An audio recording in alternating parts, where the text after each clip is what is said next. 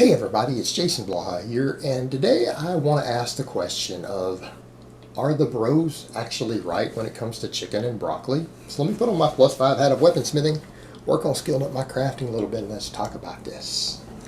Alright guys, I mean, we know watching all this stuff, this has been going on for years and years. This has actually been going on as long as I've been on YouTube, the whole bro eating versus the flexible dieting and if it fits your macros. The reality is we all know that calories and macros are what matter the most for fat loss, weight management, all that. No one disputes that.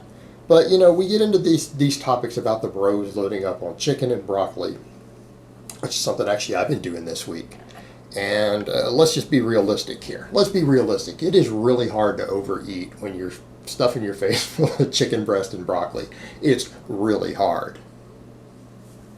And this is coming from someone who is historically a serious overeater. I probably have one of the most voracious appetites of anyone you met. That's why I don't get ripped real easily. And I don't even recommend people get ripped, but you guys know what I mean.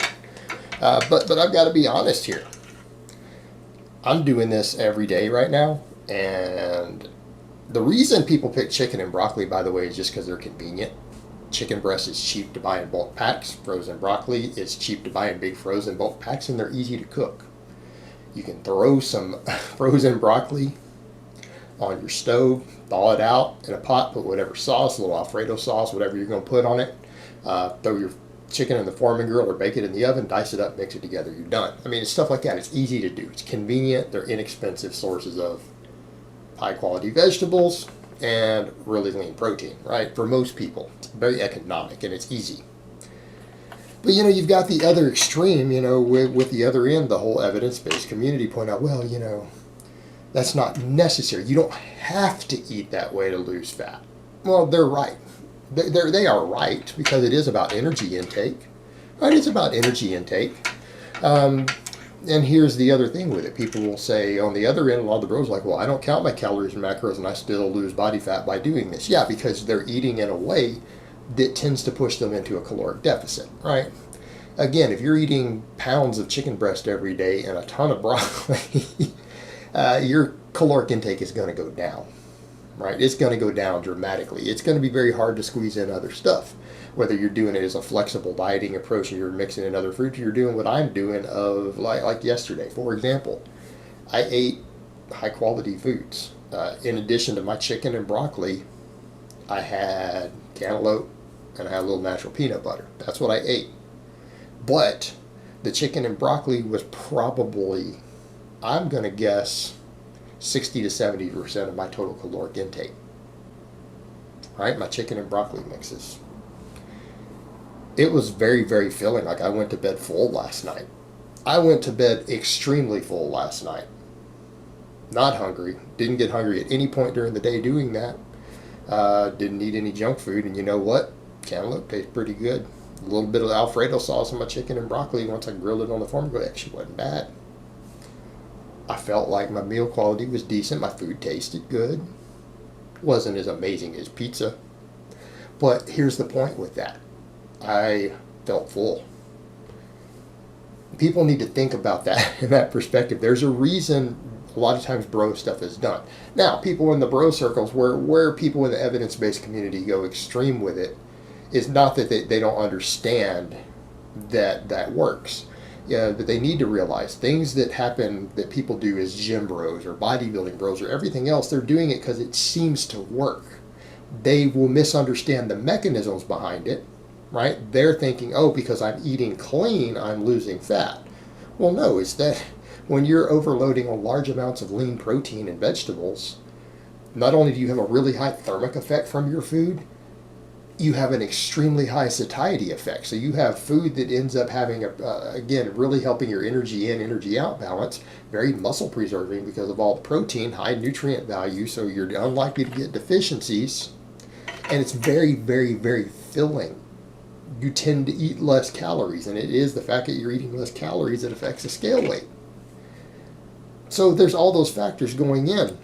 And the problem you see kind of with the evidence-based community, they'll look at that and say, well, the fact that they're eating clean, they think that that's why it's doing it. And it's not. It's about energy intake. It's like, okay, that's fine. And from a academic perspective, you're absolutely correct.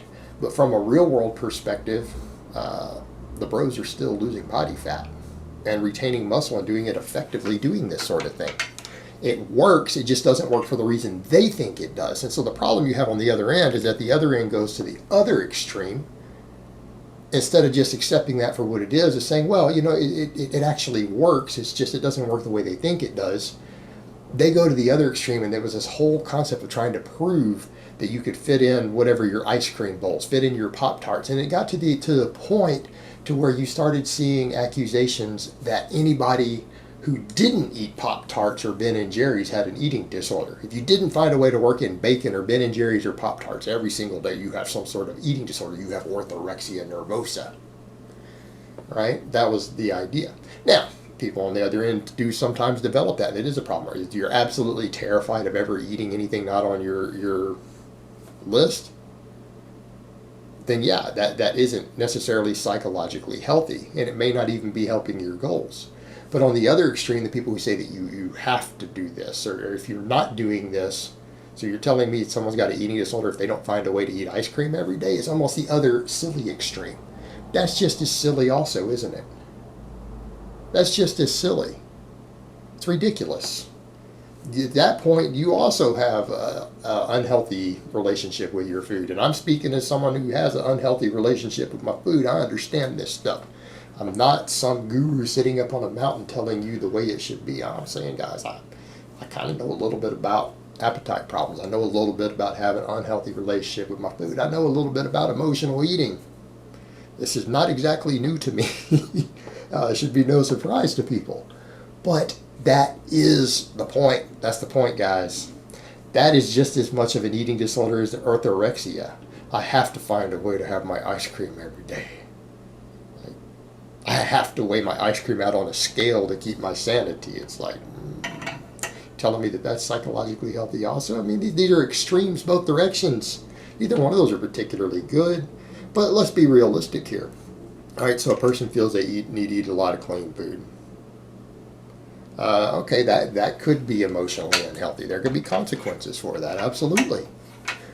But they probably aren't going to be obese.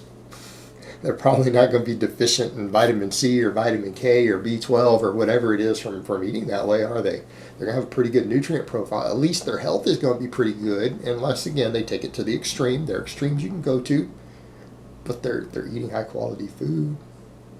If they're getting a good diet, is it really the worst thing? Is it the worst problem to have? I don't think so. Now, those people might need to work on it if it starts to cause them anxiety. They're like, oh my God, I can never have anything. I can't ever be loose on it. But here's, I think, kind of the point there. The point we come to, yeah, you can do it to where you only fill the other with clean food. I mean, kind of what I'm mostly doing here, because I know that I have serious appetite issues that I know I have to get under control, and it's working. But by that same token, if you're starting your day off filling yourself up with chicken breast and broccoli or whatever equivalent, guys, it could be Brussels sprouts and salmon. I don't know. Just throwing it out there. A bunch of really lean protein and fibrous, cruciferous vegetables, filling vegetables. If that's kind of how you start your day off, and that's more or less a big portion of what you eat every day, you really are less likely to overeat other stuff. All right, it's going to be easier to manage your total energy intake. Not saying, no one's ever said it's necessary. No one ever said it's necessary. But let's be realistic here. Let's just be honest. It is a helpful tool. It's a useful tool. It does kind of work. I mean, I'm messing with that right now, and it's working. I'm losing weight. I'm losing body fat. I'm still training hard. It does seem to work pretty well, irrespective of the mechanisms behind why we think it works. It's a useful tool. It is a useful tool. I mean, are we going to deny it? We got to be realistic about this stuff, guys. The bros are kind of right. It's a valuable tool. It's a valuable tool. So at the end of the day, all of this, when we're looking at these things, again, at a certain point, you need to step back and have just a little bit of common sense. Just a little bit of common sense. Any of the extremes probably isn't good. Maybe it's not the best to misunderstand the mechanism behind why something works, But you know what? I mean, people who are going to fill up on lean protein and vegetables most of the day are probably going to be relatively successful in their fat loss efforts. All right, it does seem to be true. It does work pretty well. All right, guys, but that's really all I have to say on that today. I hope it's been informative, and I will talk to you guys next time.